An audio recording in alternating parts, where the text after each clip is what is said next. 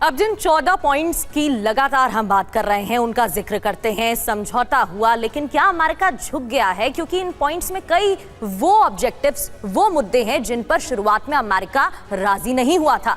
फौरन और स्थायी युद्ध विराम, ईरान की संप्रभुता का सम्मान हो। तीसरी बड़ी बात इसमें यह है कि 60 दिन में समझौता पूरा होना चाहिए। बिल्कुल। चौथी बड़ी बात क्या है? होर्मुज से यूएस नाकाबंदी को तुरंत हटाया जाएगा।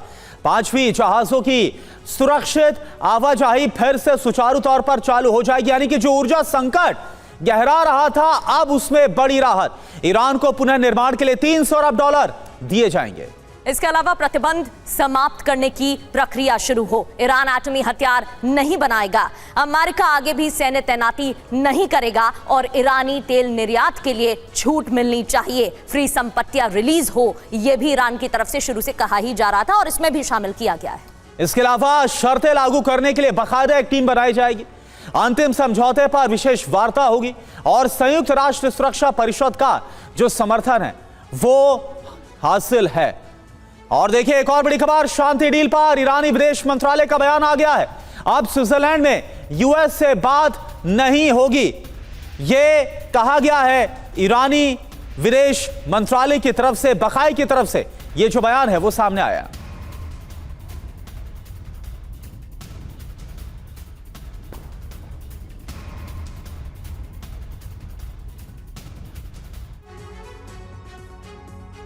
तो अमेरिका ईरान में करार, राष्ट्रपति डोनाल्ड ट्रंप की हार है क्या? क्योंकि कई पॉइंट्स जो सामने आए हैं उनको लेकर सवाल उठ रहे हैं। वो सवाल क्या है उन पर बात करेंगे, लेकिन यूरेनियम संवर्धन खत्म करने का जिक्र इसमें है ही नहीं। ईरान के पास ही रहेगा संवर्धित यूरेनियम, जिसको लेकर अमेरिका लगातार आवाज उठा रहा था। अमेरिका को ईरान यूरेनियम सौंपेगा नहीं। बिल्कुल, यूरेनियम संवर्धन को मंजूरी है। ईरान की यह बहुत बड़ी जीत है। यूरेनियम संवर्धन रोकने में ट्रंप नाकामयाब साबित हुए। टीवी9 के पास क्या जानकारी है? ईरान से ओबामा की संधि को ट्रंप ने तोड़ा था। ओबामा की संधि में 3.67% संवर्धन की अनुमति। इसके अलावा संवर्धन पूरी तरह रोकने के लिए ओबामा संधि तोड़ी। 3.67% संवर्धन ऊर्जा और मेडिकल के काम आता है। ईरान ऊर्जा मेडिकल के लिए संवर्धन का दावा करता है और संवर्धन जारी रहना ईरान की बड़ी कूटनीतिक जीत है। और एक और बड़ी खबर, यूएस संसद में ईरान से डील पर सवाल भी खड़े हो गए। शांति समझौते के खिलाफ डेमोक्रेटिक सांसद, समझौता यूएस की सबसे बड़ी गलतियों में एक है। युद्ध से पहले के मुकाबले यूएस अब अमेरिका ज्यादा कमजोर हो गया है, डेमोक्रेटिक सांसदों की तरफ से कहा गया। डेमोक्रेटिक पार्टी के नेता चक शुमर का यह बयान।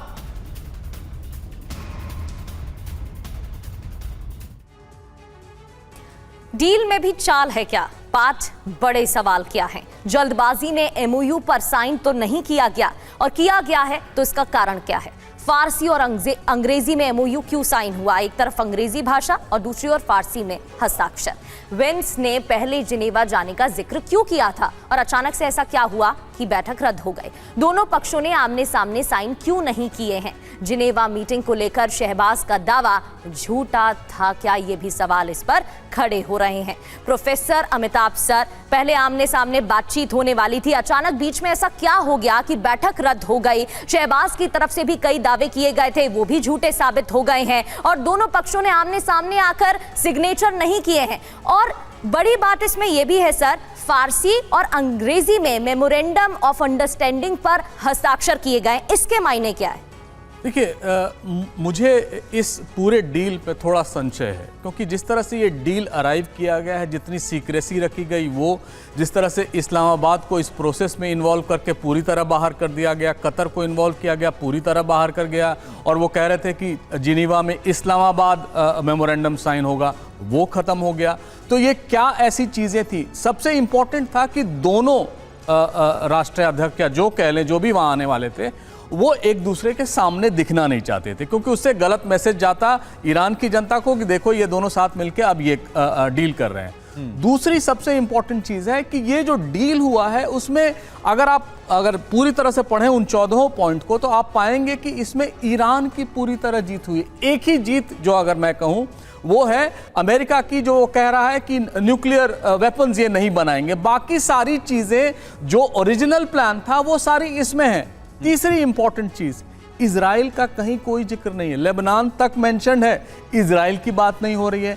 तो ये कैसे, किस लीक पर ये सही बैठ रहा है, मुझे तो समझ में नहीं आ रहा है। एक लाइन में अगर बोले प्रोफेसर अमिताभ सर, अंततः आखिरकार भले बड़े बड़े बयान डोनाल्ड ट्रंप जीत को लेकर दे रहे थे, आखिरकार इस डील के बाद क्या कहा जाएगा कि ईरान अपनी शर्तों को मनवाने में कामयाब हुआ और जो जीत है वो ईरान की हुई है, ये कहा जा सकता है क्या?